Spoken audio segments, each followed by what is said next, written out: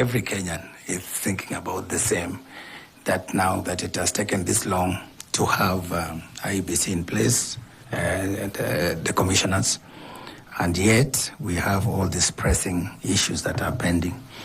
So allow me then to tell Kenyans, because I'm sure they are watching, many of them, that one of the very, very first tasks that I will undertake as a chair, together with the commissioners and working closely with our secretariat, is to look at, number one, what are these pending issues post-2022 elections that require the attention and decisions of the Commission. Because the Commission takes decisions as a body corporate. So we will look at, for example, matters related to the pending by-elections. I know there are about, I think, 7 of them, or 12. There are issues around, of course, boundary delimitation, for which the constitutional time limits for review lapsed last year around March. And then, of course, there is now where the rubber meets the road, the 2027 elections. How can we then work backwards from the August date to where we begin our work as a commission? And I must tell Kenyans then, therefore, that the reason why this exercise is being undertaken is so that to have the 7 commissioners who will be a board corporate, who are responsible for initiating some of these actions through either gazetting some processes to begin. So as the new chairman, if I'm successful, I will work with my secretariat and colleagues to look at how do we then sort out the issue of the by-elections. How do we initiate that process? Number 2, the issue of boundaries, as you have mentioned. What then needs to be done now that the constitutional time limits has lapsed? So we look at it, I am sure, before the time lapsed, because I know we have a secretariat, and I know these are some of the most professional Kenyans running that secretariat. We will find out as a commission to what extent had they begun the preparatory processes towards the boundary review and delimitations. So we'll look at the work already done, see what needs to be taken forward.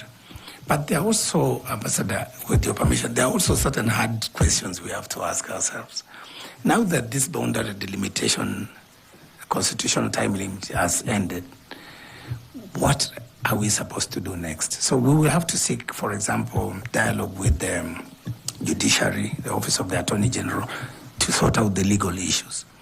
Then number 2, we also have to bring on board stakeholders to have a discussion around the boundary delimitation vis-a-vis the timelines for the general election, which you have rightly mentioned that they are tight. So we have to make a decision as a country whether we can undertake both these exercises at the same time, or we focus as a country to planning and executing the 2022 elections. And this is an open discussion. We don't have the answers as a commission, but what I assure Kenyans is that we will call that dialogue so that we can address this very, very critical issue.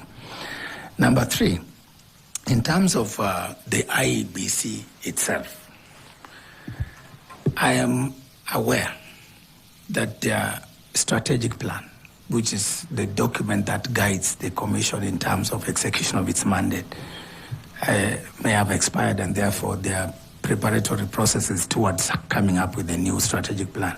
So priority as chair would be for us to finalize that strategic plan, because strategic plan is a document that will guide us in terms of delivery of not only the general election, but also other critical processes, including the boundary delimitation. So our focus will be to look at that strategic plan, to approve it, and then from the strategic plan, we can now derive the electoral operations plan, and of course many other plans, including the security. Then we sort out the funding issues. So for us, once we have these strategic policy guiding documents, and we are very comfortable as commissioners, remember we'll also be new, maybe most of us, if we are successful, we will have to very quickly internalize this and then roll out. And where certain decisions will require me as a chairman to gazette so that we initiate them, I will do so as soon as practicable. Thank you.